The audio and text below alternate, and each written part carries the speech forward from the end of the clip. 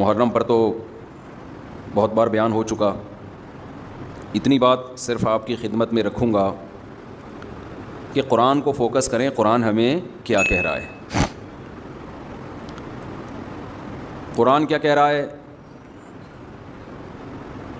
قرآن ہمیں جنت کی خوشخبریاں سنا رہا ہے اور ہمیں جہنم کی آگ سے ڈرا رہا ہے۔ یہ جو میں نے سورہ الحاقہ کی آیات پڑھی ہیں، ان میں بھی قرآن یہ بیان کر رہا ہے کہ جس کو اعمال نامہ دائیں ہاتھ میں دیا جائے گا، رائٹ ہینڈ میں دیا جائے گا، وہ عیش والی زندگی میں ہوگا۔ وَأَمَّا مَنْ أُوتِيَ كِتَابَهُ بِشِمَالِهِ، جس کو لیفٹ ہینڈ میں اعمال نامہ دیا گیا، فَيَقُولُ يَا لَيْتَنِي لَمْ أُوتَ كِتَابِيَهْ، وہ کہے گا ہائے کاش میرا اعمال نامہ مجھے نہ ملتا۔ تو آپ مجھے ایک بات بتاؤ، اللہ تعالیٰ نے جو اتنی بڑی کامیابی اور اتنی بڑی ناکامی رکھی ہے، کیا وہ محرم کے جلوسوں پہ رکھی ہوگی، یا وہ ربیع الاول کے جلوسوں پہ رکھی ہوگی، یا وہ کچھ اپنی رسومات پہ رکھی ہوگی؟ کیا یہ ایسی چیز ہے جس کی بیس پہ کسی غیر مسلم کو ہم اسلام کی طرف اٹریکٹ کر سکیں؟ کوئی ہے ایسی چیز؟ اسلام کی سب سے بڑی خوبی، جس کی وجہ سے اسلام دنیا میں سب سے زیادہ پھیلا اور پھیل رہا ہے، وہ یہ ہے کہ اسلام اور نیچر ایک چیز کے دو نام ہیں۔ سمجھ میں آ رہی ہے بات کہ نہیں آ رہی ہے؟ اسلام اور نیچر ایک چیز کے دو نام ہیں۔ تبھی قرآن نے کہا فطرۃ اللہ التی فطر الناس علیہا۔ کیا مطلب؟ قرآن یہ بتانا چاہ رہا ہے کہ اسلام سے ڈرو مت، وحشت مت کھاؤ۔ یہ وہ نیچر ہے، یہ وہ فطرت ہے جس پہ میں نے لوگوں کو پیدا کیا ہے۔ تو نیچر میں تو سکون ہوتا ہے، اس سے وحشت تھوڑی ہوتی ہے۔ اسلام کے سوا دنیا میں جتنے مذہب ہیں وہ نیچر کو اپیل ہی نہیں کرتے ہیں، تمہیں وحشت ہے۔ آپ جائیں نا کسی اور مذہب کی عبادت گاہ میں چلے جائیں، آپ عجیب سی وحشت ہوگی آپ کو، یار میں کہاں آ گیا۔ بار بار جا جا کے آہستہ آہستہ وہ وحشت دور ہوگی۔ جیسے کسی وحشی درندے کو دیکھ لیں، ڈر جاتا ہے انسان، پھر پالنا شروع کرے تو وہ تو گدھے سے بھی محبت ہو جاتی ہے۔ بیوی سے پتہ نہیں کیوں نہیں ہو رہی، اس سے بھی ہوتی ہے، لیکن لوگوں کی شکایت آتی ہے بیگم سے محبت نہیں ہے۔ میں کہتا ہوں یار اتنا عرصہ تو گدھے کے ساتھ رہو، محبت ہو جاتی ہے۔ اور عورت کو شوہر سے نہیں ہو رہی، اس سے بہتر ہی نہیں ہے گدھا پال لیتی، اس سے پھر بھی محبت ہو جاتی۔ انسان جس کے ساتھ رہتا ہے آہستہ آہستہ اس سے محبت ہو جاتی ہے۔ تو اللہ نے اسلام کو دین فطرت بنایا ہے، اس میں سکون ہے۔ آپ کسی بھی مذہب کی عبادت خانے میں جائیں، کسی بھی مذہب کے، میں مذہبوں کے نام نہیں لے رہا، وہ پھر لوگ وہ کہتے ہیں کہ ہمارے خلاف تقریر ہو رہی ہے۔ آپ جائیں، آپ کو میں یقین سے کہتا ہوں وحشت ہوگی، بناوٹ نظر آئے گی، اس میں مصنوعی پن نظر آئے گا۔ لیکن آپ کسی غیر مسلم سے پوچھیں کہ یار ایک دفعہ مسجد جاؤ اور جھوٹ نہ بولنا، سچ سچ بتاؤ تمہیں سکون محسوس ہوا یا نہیں۔ اگر وہ جھوٹا نہیں ہوگا نا، وہ لازمی کہے گا یار مسجد میں آ کے مجھے سکون محسوس ہوا ہے۔ مسجد میں کوئی مصنوعی پن نہیں ہوتا۔ ہمارے نبی صلی اللہ علیہ وسلم نے جو مسجد بنائی، مسجد نبوی، اس میں صحابہ سے یہ نہیں کہا کہ سونے کی اینٹیں لگاؤ، خوبصورت دروازے لگاؤ، کلر کرو، نہ چھپڑا سا تھا ایک۔ حضرت عثمان رضی اللہ تعالیٰ عنہ کے دور میں انہوں نے پتھر لگائے، ٹائلیں لگائیں سنگ مرمر کے، خوبصورت مضبوط کرنے کے لیے۔ لوگوں نے اعتراض کیا کہ بھائی نبی کے دور میں تو پتھر نہیں لگے تھے، آپ کیوں لگا رہے ہیں؟ انہوں نے فرمایا نبی کے دور میں تمہارے گھر بھی کچی مٹی کے ہوتے تھے، اس سے زیادہ نہیں، لیکن آپ اسلام کے علاوہ دیگر لوگوں کی عبادت گاہوں کو جا کے دیکھیں، آپ حیران ہو جائیں گے۔ برما میں بدھسٹ کے عبادت گاہ میں گیا، اتنا سونا لگا ہوا ہے، اتنا گولڈ، اور اتنی بڑا ان کا جو عبادت گاہ تھی نا، اتنا بڑا تھا وہ کمرہ ان کا، پبلک مارکیٹ سے کیا تھی، اور سکون نہیں تھا، ایک عجیب وحشت۔ انہوں نے اٹریکشن کے لیے بہت ساری چیزیں لگائی ہوئی ہیں، خوبصورت بدھ بھی بنائیں گے، وہ مور بنایا ہوا ہے، چیتا بنایا ہوا ہے، بندر بنایا ہوا ہے، اور خوبصورت پھول، لیکن وہی ہے اٹریکشن، پھر بھی سکون نہیں ہے۔ مسجدیں دیکھو سیدھی سادھی، فرش، کرسیاں بھی نہیں، اب تو یہ آنے لگی لوگوں کے گھٹنے، یہ جو کوکنگ آئل ہے نا، کھا کھا کے گھٹنے لوگوں کے بیکار ہو گئے۔ تو ورنہ مسجدوں میں کرسیاں نہیں۔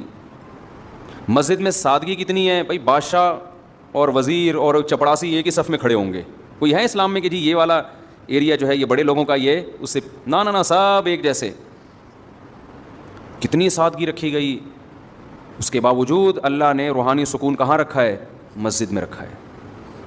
سکون مسجد میں رکھا ہے اللہ تعالیٰ نے. تو میں یہ عرض کر رہا تھا کہ اسلام کی سب سے بڑی خوبی کیا ہے؟ یہ دین فطرت ہے. کیا مطلب فطرت کا؟ یہ آپ کو وہ باتوں کا حکم دیتا ہے جو آپ کی نیچر بھی کہتی ہے کہ یہ کام کرو. کبھی ایسی چیز کا حکم نہیں دیتا جو آپ کی نیچر کو اپیل نہ کرے. مثال کے طور پر کلوا من الطیبات واعملوا صالحا, قرآن کہتا ہے پاکیزہ کھاؤ اور اچھا عمل کرو. کھاؤ بھی کیا؟ پاکیزہ. اسلام میں کوئی ایسی چیز کھانے کی اجازت ہے جسے کھاتے ہوئے آدمی کو الٹی, کوئی دوسرا مذہب والا دیکھے تو کہ کیا کھا رہے ہو تم, ہیں کوئی ہے ایسی چیز؟ دوسرے مذہب میں بہت سی ایسی چیزیں ہیں, وہ کھا رہے ہو آپ ان کو دیکھ لیں تو آپ کو کیا آ جائے گی؟ الٹی آ جائے گی. اور یہ آپ کے نیک ہونے کی علامت ہوگی کہ آپ کو شریف ہونے کی علامت ہوگی. شراب دیکھ لو نا, شراب جس نے کبھی نہ پی ہو, اور شرابی کے منہ کو دیکھا کرو آپ کبھی, کیس آنکھوں کو دیکھا کرو, اس کی آنکھوں میں رونق ہوتی ہے, شرابی کی چمک ہوتی ہے, ایک نور ہوتا ہے کہ آپ کے چہرے کے بھائی شرابی ہے ماشاءاللہ یار چہرے پہ ایسا نور برس رہا ہے آپ کے. کبھی دیکھا آپ نے؟ لیکن بزرگوں کے چہرے پہ نور دیکھا ہے آپ نے کبھی؟ بولتے کیوں نہیں؟ بڑی رونق ہوتی ہے. حالانکہ نہ وہ بیوٹی پارلر سے تیار ہو کے آئے ہوئے ہوتے ہیں. عام طور پہ دولہا کیا کرتا ہے؟ بیوٹی پارلر جاتا ہے, داڑھی بھی شیو کرے گا, مونچھیں بھی شیو کرے گا, پورا الٹے اس طرح سے پورے منہ کو گھما کے گھسائی ہوگی پھر اس کی. ایسا ہوتا ہے کہ نہیں ہوتا؟ اس کی گھسائی ہوتی ہے, اس کی پتہ نہیں کیا کیا اصطلاحات استعمال ہوتی ہیں. ایک لفظ ہے بہت مشہور لفظ ہے فیشل. فیشل. ابے صحیح پروننسیشن بلوایا کرو. فیشل نا, فیشل. یہ امریکہ سے آئے ہیں, صحیح بتائیں گے جی. فیشیل یہ امریکہ سے آئے ہیں بھائی, جو ماہر ہوتے ہیں وہ ان کی بات کریں. ہماری انگلش کا یہاں کا کوئی بھروسہ نہیں ہے. میں کہتا تھا ویور, تو کسی نے مجھے بتایا ویور نہیں ہوتا, پتہ نہیں ویور ہوتا. ابھی مجھے صحیح یاد نہیں انہوں نے کہا. میں نے کہا اگر میں یہ بولوں گا یہاں لوگ بولیں گے غلط بول رہا ہے, تو خیر میں دوبارہ ان سے پوچھوں گا یہ صحیح تلفظ ہے کیا. تو ہمارے استاذ نے بتایا تھا پروناؤنسیشن نا, تو کسی نے بتایا پروناؤن تو ٹھیک ہے, پروناؤنسیشن جب ہوگا تو پروننسیشن ہوتا ہے. تو وہ ہم تو یہیں سے انگلش سیکھ رہے ہیں نا, تو پھر وہ ایسی انگلش ہے گی بھائی ہمیں تو دیسی قسم کی. تو خیر, تو دولہا کو لے جا کے جو بھی کرواتے ہیں, مشکل سے نکل رہا ہے میرے منہ سے, اتنی مشکل تو کروانا نہیں ہے جتنی مشکل سے یہ لفظ نکل رہا ہے. تو وہ جو بھی ڈینٹنگ پینٹنگ کا کام ہوتا ہے اس کا, ہم نے بہت دولہے, میں تو نکاح پڑھاتا ہوں نا, بہت دولہے دیکھے ہم نے, اتنے دولہے ہم نے دیکھے ہیں, خود کئی دفعہ دولہا بنے اور پھر دیکھے بھی بہت ہیں. تو دولہا سے زیادہ ہمیں نہیں کوئی سمجھ سکتا, یعنی ہم جتنا دولہا کو سمجھ سکتے ہیں اتنا آپ نہیں سمجھ سکتے. دولہوں کے چہروں کی کیفیات ہم نے سینکڑوں نکاح پڑھائے ہیں, دولہوں کی کیفیات کیسی ہوتی ہے نکاح پڑھتے ہوئے, خوش ہو رہے ہیں اندر گھبرا رہا ہے, یہ سب چیزیں ہم دیکھتے ہیں. تو یعنی غور کر کے نہیں دیکھتے, خود بخود نظر آ رہی ہوتی ہے.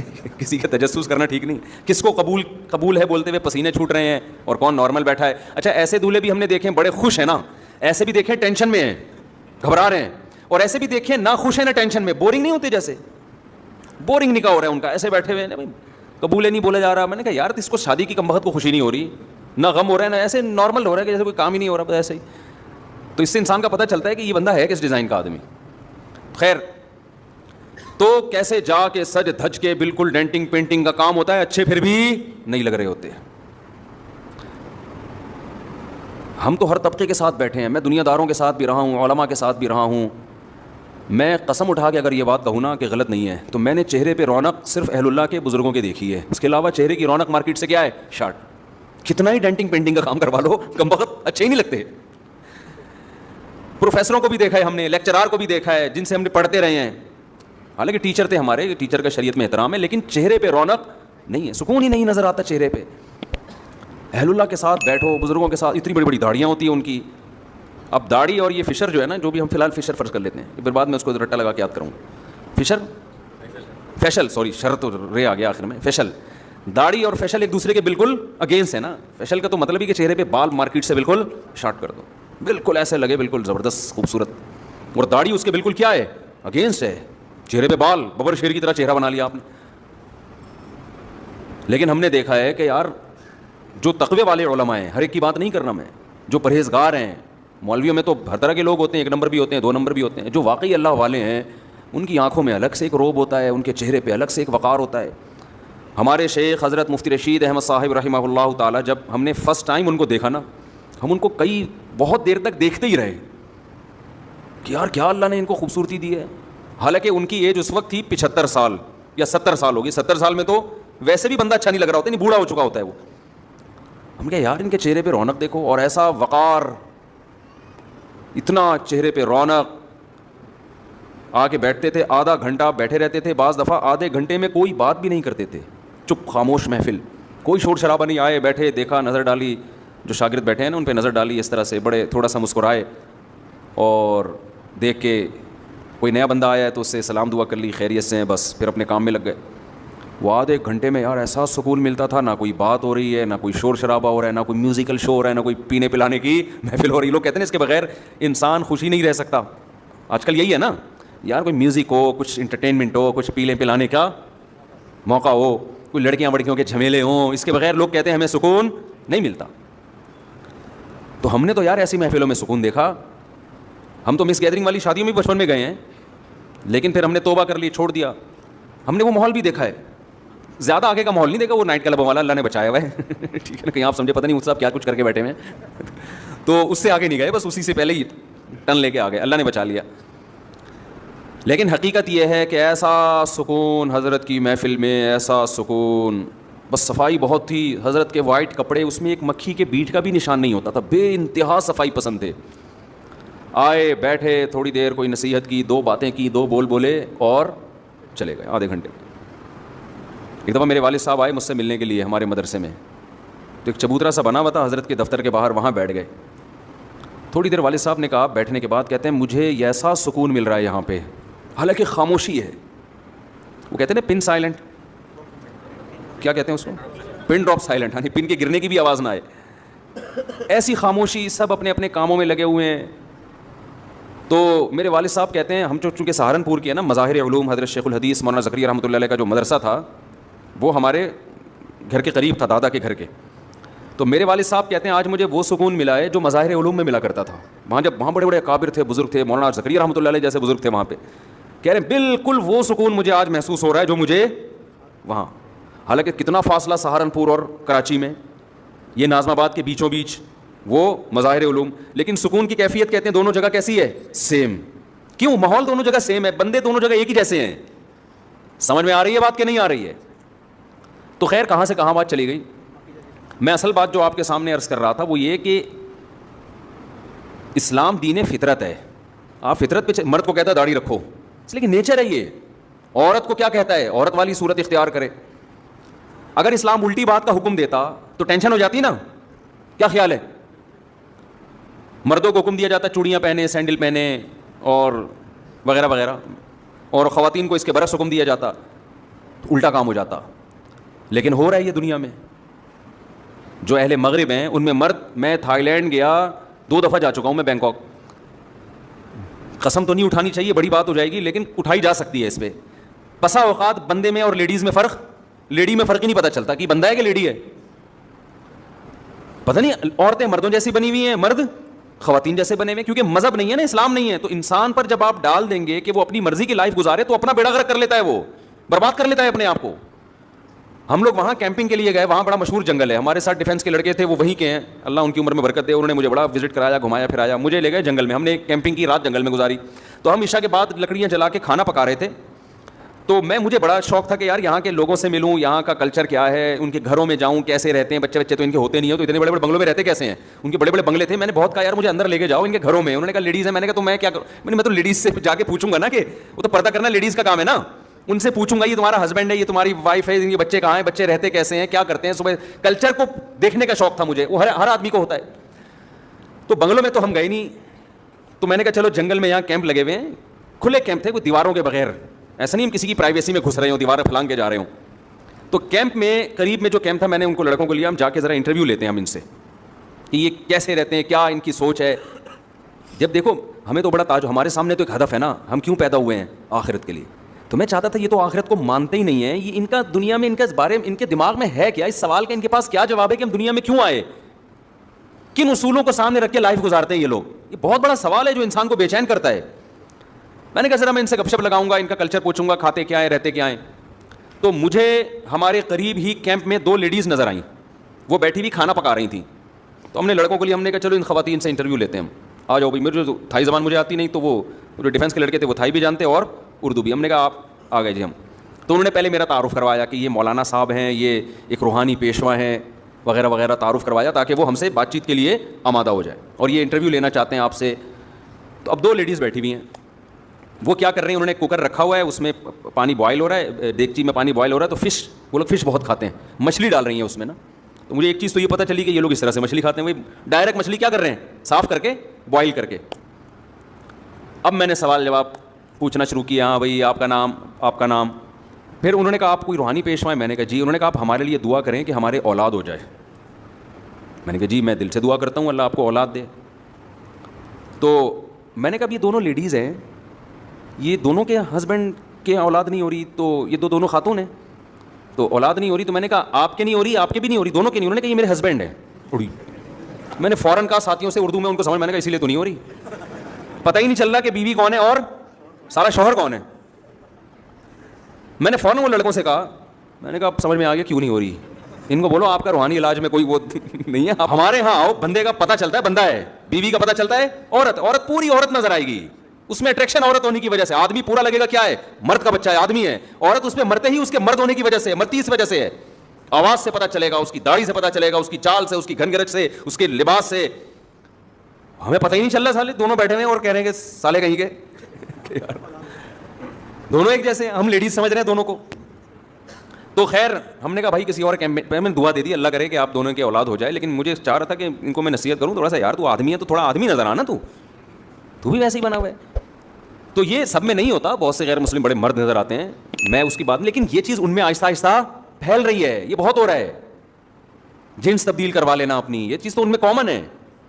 تو کیوں مذہب کو جب چھوڑ دیا نا, اسلام نے کیا کہا, نبی صلی اللہ علیہ وسلم نے فرمایا لعن اللہ المخنثین من النساء والمخنثۃ من الرجال, او کما قال صلی اللہ علیہ وسلم, کہ جو عورتیں مردوں جیسی مشابہت اختیار کرتی ہیں یا جو مرد خواتین جیسی مشابہت اختیار کرتے ہیں, دونوں پر اللہ کی لعنت.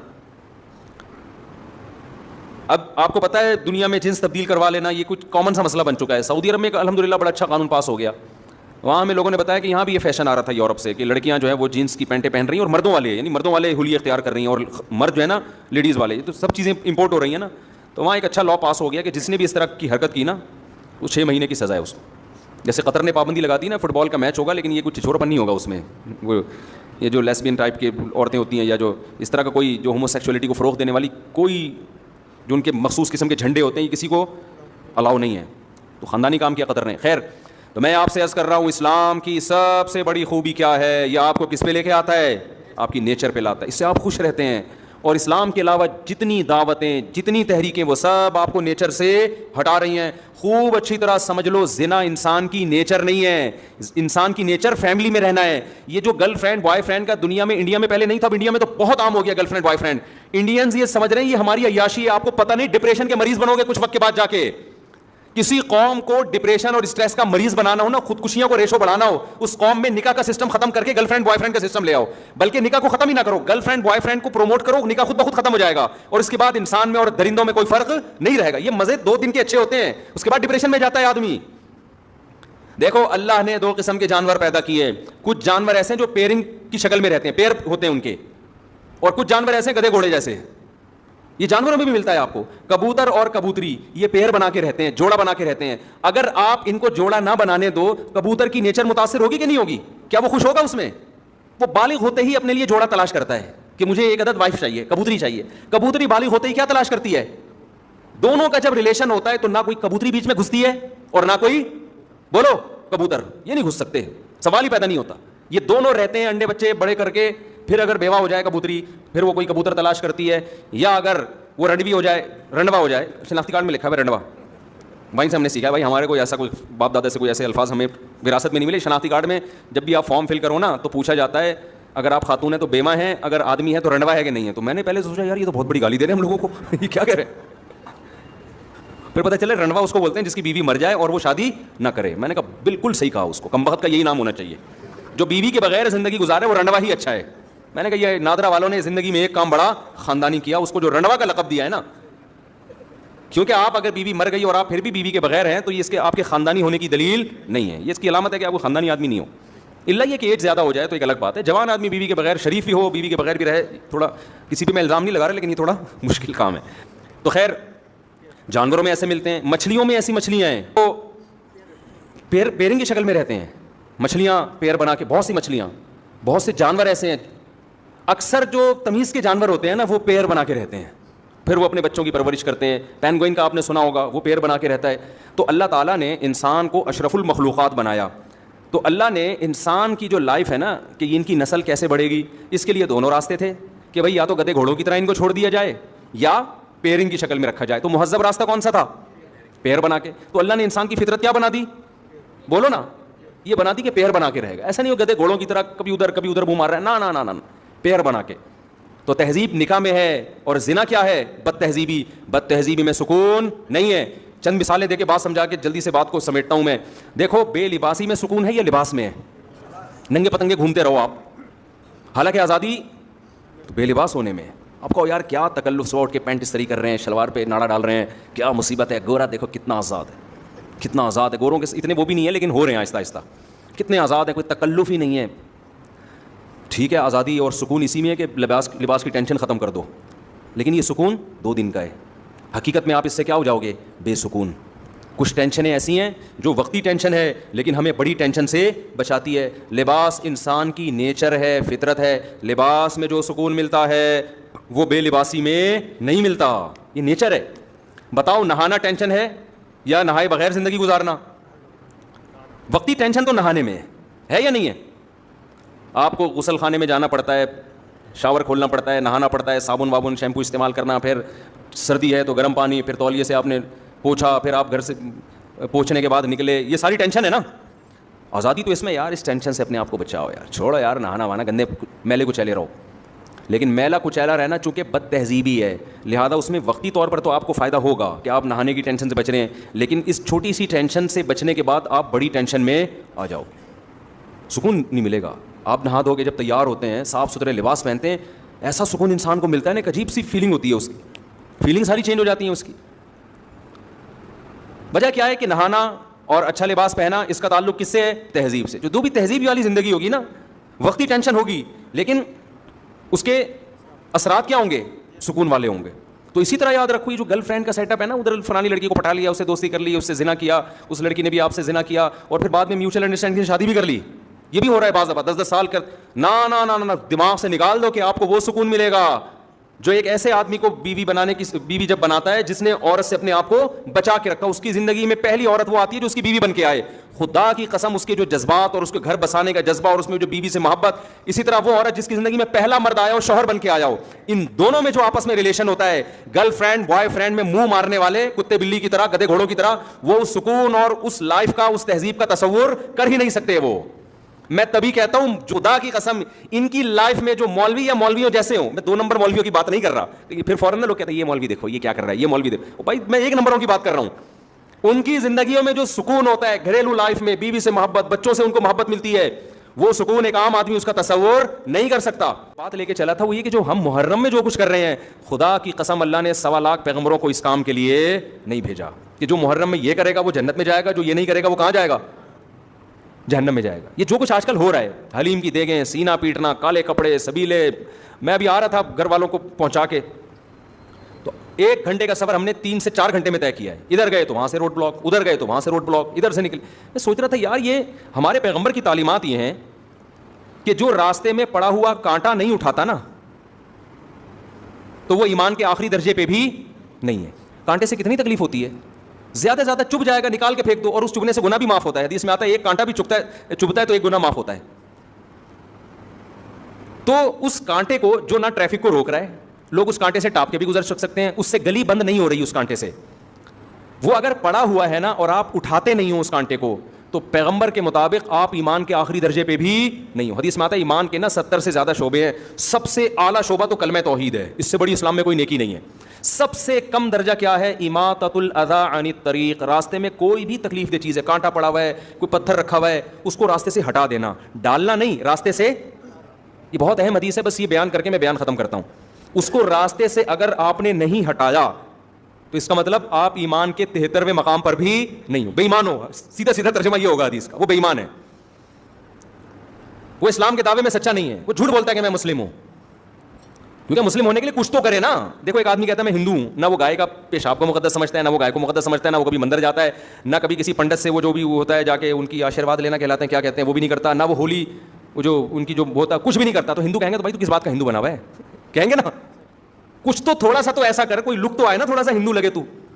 ایک عیسائی ہے, نہ وہ عیسیٰ کو نبی مانتا ہے, نہ وہ بائبل کو کبھی زندگی میں پڑھتے ہوئے دیکھا, نہ کبھی زندگی میں اس کو کسی نے چرچ جاتے ہوئے دیکھا, اور نہ کبھی اس کو کرسمس مناتے ہوئے دیکھا. لوگ پوچھتے ہیں تیرا مذہب کیا ہے, وہ کہیں گے وہ کہتا ہے عیسائی. لوگ کہیں گے یار کچھ اور مذاق کر لے ہمارے ساتھ, یہی کہیں گے نا, یہ بھی مذاق کا ٹائم نہیں ہے, یہی کہیں گے نا. اب کچھ تو عیسائی شو کرنے کے لیے کبھی تو چرچ چلا جا تو, یا کرسمس ہی میں شو کر دے کہ میں کرسچن ہوں, تو کبھی تو کچھ تو ایسا دکھانا جس سے لگے کیا ہے تو. ہر مذہب میں کچھ نہ کچھ ایسا مذہب والے کرتے ہیں کہ کوئی پورا فالو کر رہا ہے, کوئی آدھا کر رہا ہے, کوئی 1% کر رہا ہوتا ہے, تو کچھ تو ہوتا ہے نا. تو پیغمبر صلی اللہ علیہ وسلم کی جو حدیث ہے نا, اس کا مفہوم کیا ہے کہ جس میں اتنی بھی سینس نہیں ہے, لوگوں کے ساتھ خیر خواہی کا اتنا بھی جذبہ نہیں ہے. ہم یہ نہیں کہہ رہے کہ روزانہ لوگوں کو کھانا کھلاؤ, دیگیں کھلاؤ, وہ بھی اسلام کا حکم ہے, لیکن اگر کچھ بھی نہیں کر رہا تو آخری درجہ جس سے وہ کم از کم یہ کہہ سکتا ہے کہ آئی ایم اے مسلم, میں کیا ہوں, یہ مسلم ہوں.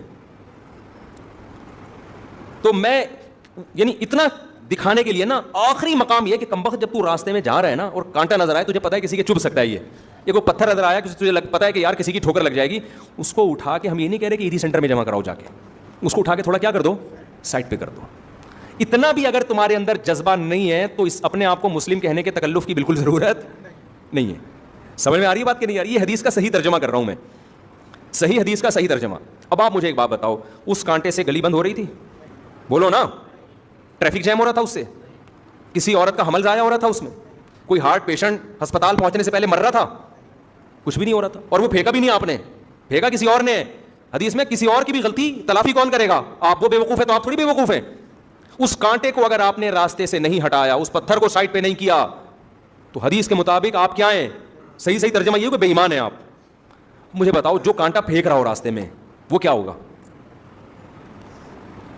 جو ہٹا نہیں رہا, ایک وہ ہے جو ہٹائے بغیر گزر جاتا ہے, لیکن دوسرا وہ ہے جو راستے میں کانٹا کیا کر رہا ہے, پھینک رہا ہے, جو باقاعدہ کیلے کا چھلکا راستے میں پھینکتا ہوا جا رہا ہے, یا جو راستے میں پتھر لا کے رکھ دیتا ہے, وہ ایمان والا ہو سکتا ہے؟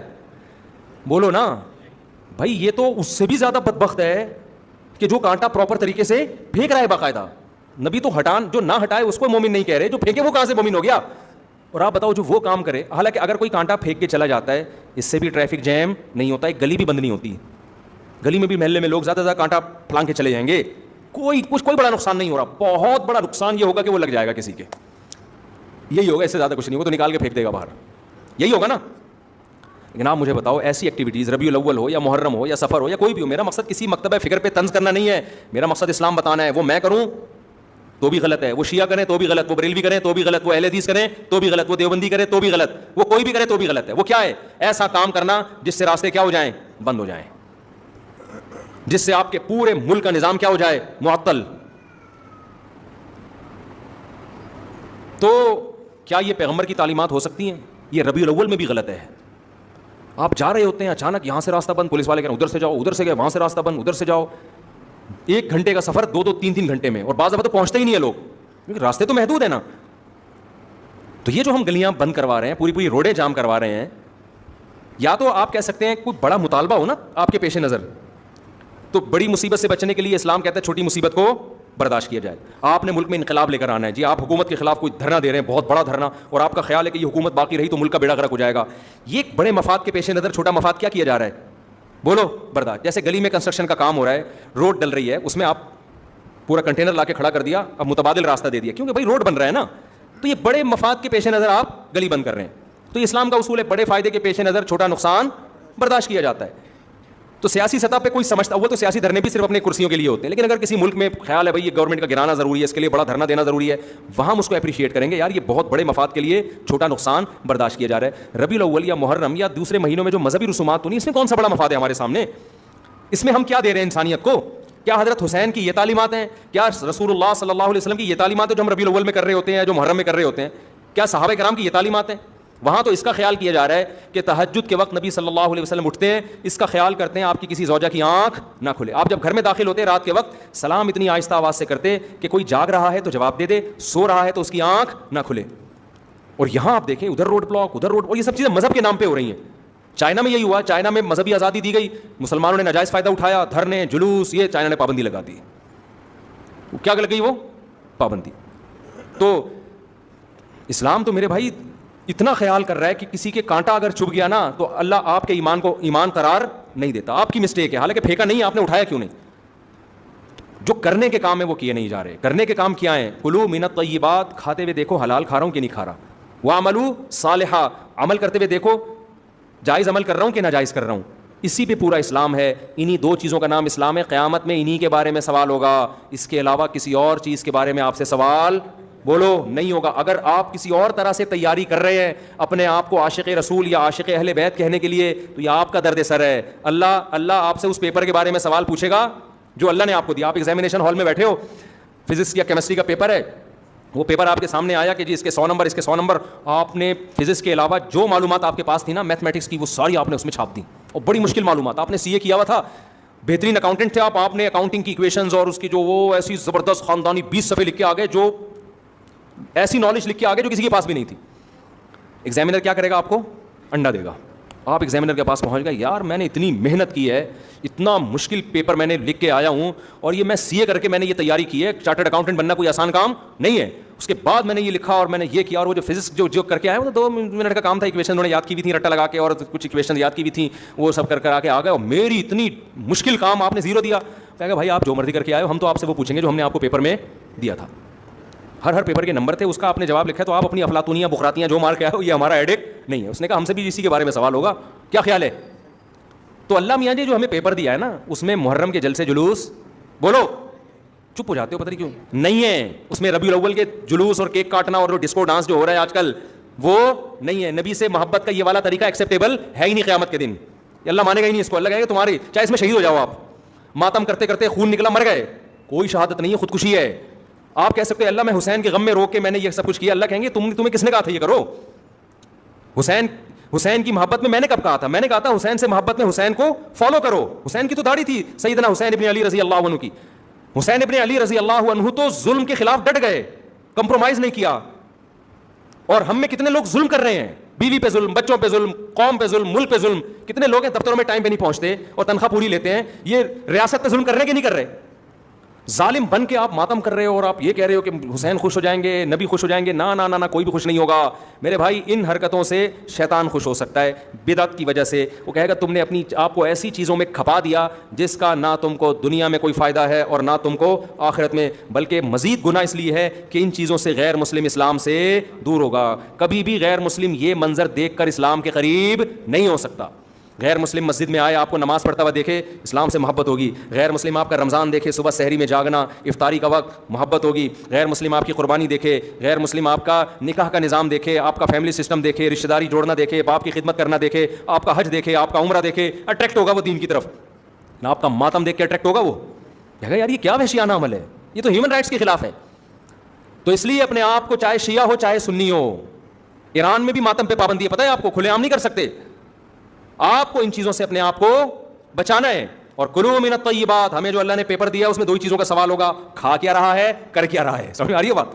کھانا بھی کرنا ہی ہے, لیکن اللہ نے اس کو الگ سے بیان کر دیا نا, کیونکہ لوگ کرتے بہت کچھ اچھا ہے, کھانے میں ڈنڈی مار دیتے ہیں, اور کچھ کھاتے صحیح ہیں, کرنے میں کیا کر دیتے ہیں, ڈنڈی مار دیتے ہیں. کھاتے تو بڑا پاکیزہ حلال ہیں, کام غلط کر رہے ہوتے ہیں. تو اللہ نے اسلام کو 2 لفظوں میں سمیٹ دیا, کھاؤ بھی حلال اور کرو بھی حلال, پاکیزہ کرو. یہ 2 ہی سوال ہوں گے, 50 نمبر کے یہ سوال ہے میرے بھائی. اس کے علاوہ تیسرا کوئی سوال, باقی اسی کے ذیلی سوالات ہیں, اسی کے ذیلی سوالات ہیں جن کے آنسر آپ کو دینے ہیں. اس کے علاوہ جو کچھ آپ کر رہے ہیں ربیع الاول یا محرم میں, حلیم میں, سبیلیں لگا کے, ماتم کر کے, کالے کپڑے پہن کے, یا ربیع الاول میں ہرے ہرے بن کے, ناچ گانا کر کے, لائٹیں تمبو لگا کے, حلوے بانٹ کے, یہ سب آپ کا ہیڈیک ہے. اللہ اس سے متاثر نہیں ہوگا. آپ یہ کچھ کرتے ہوئے مر بھی جائیں, شہید بھی ہو جائیں, اللہ میاں نے اس کا اجر نہیں دینا. اللہ کہیں گے وہ پیپر ہے ہی نہیں جو میں نے دیا, تم اپنی طرف سے اخبل طریقے سے کر رہے ہو تو کرتے رہو, کوئی فائدہ نہیں. اللہ سمجھنے کی عمل کی توفیق عطا فرمائے. میرا نام فرحت ہے, میری 2 بیٹیاں ہیں, میری اچھا بھائی انہوں نے کہا یہ میرے بعد میں رابطہ کروں گا.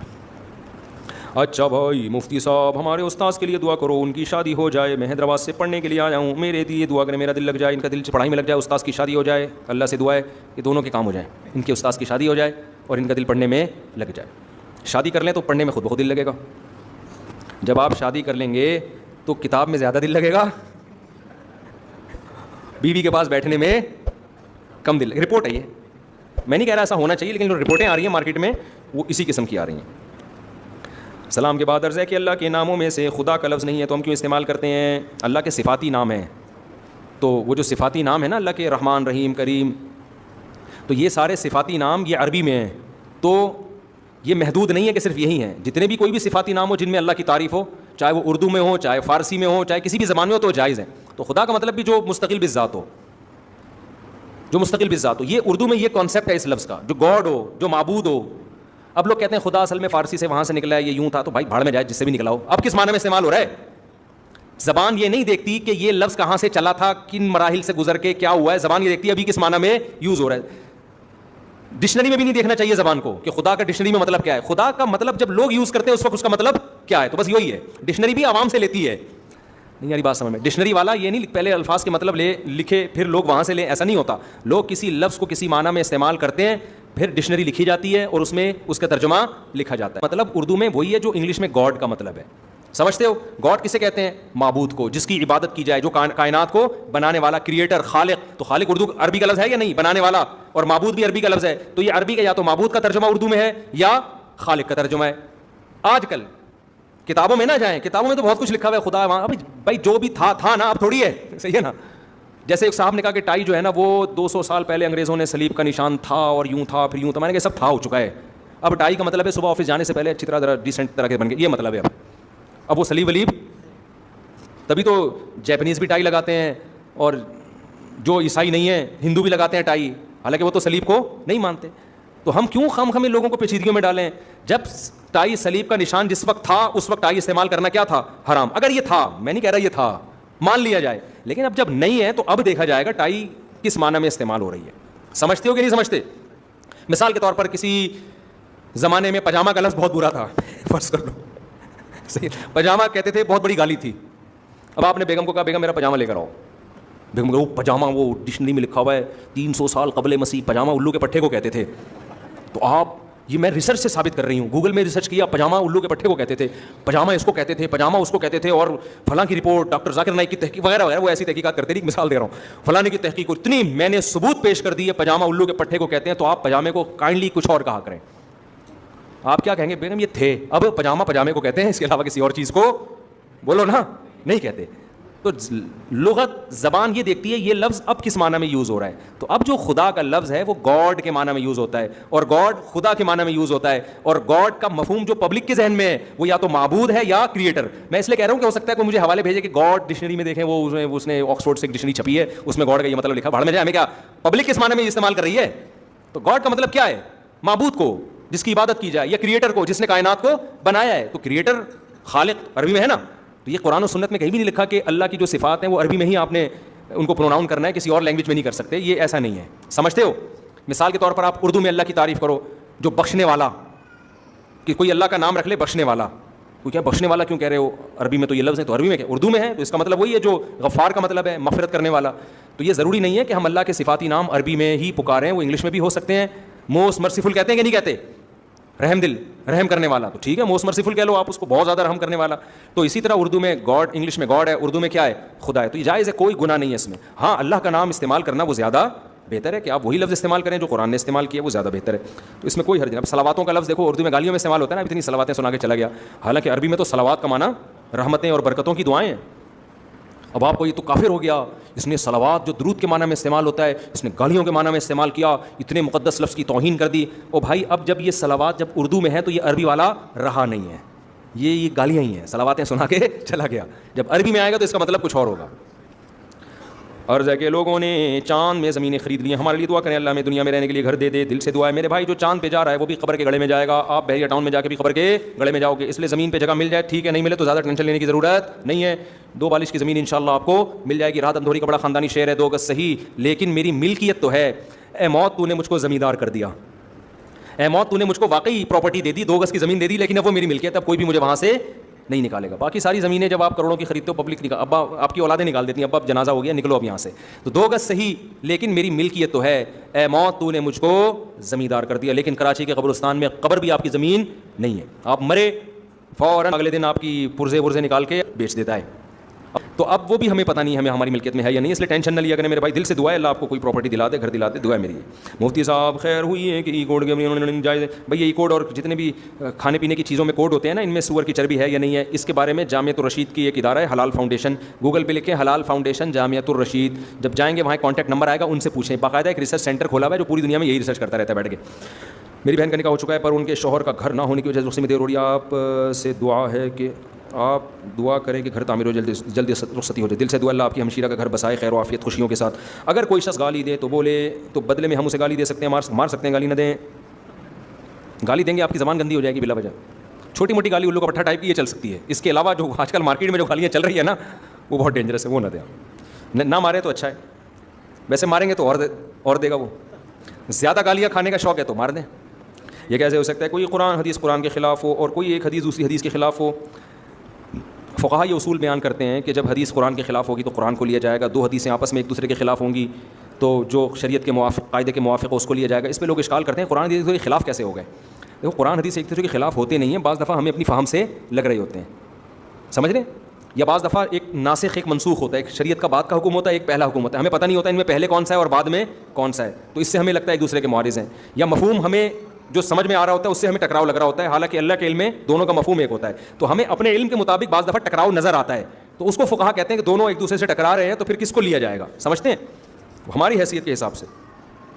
مفتی صاحب جہاں میرا رشتہ ہوتا ہے سب کچھ ٹھیک چل رہا ہوتا ہے, اور جب میں آپ سے اپنا نکاح پڑھوانے کی بات کرتا ہوں تو میرا رشتہ وہاں ختم ہو جاتا ہے. ایسا 3 مرتبہ ہو چکا ہے. میری شہید خواہش تھی کہ آپ نکاح پڑھائیں. او بھائی تو شادی کر لے, ان سے بولو مفتی صاحب سے نکاح نہیں پڑھوائیں گے. آپ شادی کارڈ چھپوائیں, اس میں لکھوائیں کہ مفتی صاحب ہمارا نکاح نہیں پڑھائیں گے, یہ چھپوائیں, تو نہ پڑھوائیں مجھ سے. اب شادی زیادہ ضروری ہے, مجھ سے نکاح پڑھوانا تھوڑی زیادہ, ان کو ڈر لگتا ہوگا. حالانکہ میں نکاح کی محفل میں کبھی دوسری شادی کی بات نہیں کرتا. اس کی وجہ ہے کہ ہر چیز کا ایک موقع ہوتا ہے. ابھی میں کہیں نکاح پڑھانے گیا تو انہوں نے مجھے کہا کہ حضرت دوسری شادی پر بھی کچھ بات ہو جائے. میں نے کہا اللہ کے بندو, ایک عورت دلہن بنی ہے اور دلہن بھی اس دوسرے ڈپارٹمنٹ میں بیٹھی ہوئی تھی. شادی ہالوں میں تو میں جاتا ہی نہیں, وہ بڑے عالم تھے اس لیے چلا گیا, انہوں نے بلایا تھا مجھے, بڑے عالم تھے, ان کے بیٹے کا نکاح تھا. اب دلہن ادھر لڑکیوں کے ڈپارٹمنٹ میں بیٹھی ہوئی ہے, ادھر دولہا بیٹھا ہوا ہے. میں نے نکاح کی فضیلت پر بات کر دی, انہوں نے کہا لوگ کہہ رہے ہیں دوسری شادی پہ. میں نے کہا یہ موقع نہیں ہے خدا کے بندو. وہ دلہن بیچاری ابھی اس کی زندگی کا آغاز ہوا ہے, میں ابھی دولہے کو 4 شادیوں پہ تیار کروں گا, ہمارا تو بیڑا غرق کر دیا. ہر چیز کا ہر ٹائم موقع نہیں ہوتا. تو کہیں پھر کب کریں گے. میں نے کہا ابھی ان کے بچے ہونے دو, بچے تھوڑے بڑے ہو جائیں, ان میں لڑائیاں شروع ہوں, پھڈے ہوں گے, پھر یہ بندہ میرے ہی پاس آئے گا, پھر میں بولوں گا ایک اور کر لے. وہ موقع ہوگا. ایک پھڈا, اتنے پھڈے ہو رہے ہیں, ایک پھڈا اور سے.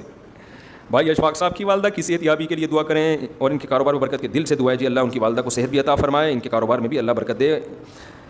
اچھا بھائی امریکہ سے آئے ہیں, آپ سے ملاقات کرنا چاہتا آپ ہیں؟ ابھی ممکن نہیں ہے, ٹھیک ہے نا, تو کسی اور وقت نہیں کر لیتے. چلیں پھر نماز وہ بیان کے بعد ان کو دفتر میں بٹھا دینا. اچھا بھائی محرم میں سبیل سے شربت پینا کیسے جائز نہیں ہے؟ بھائی میں نے پورا بیان اس پر کیا ہے.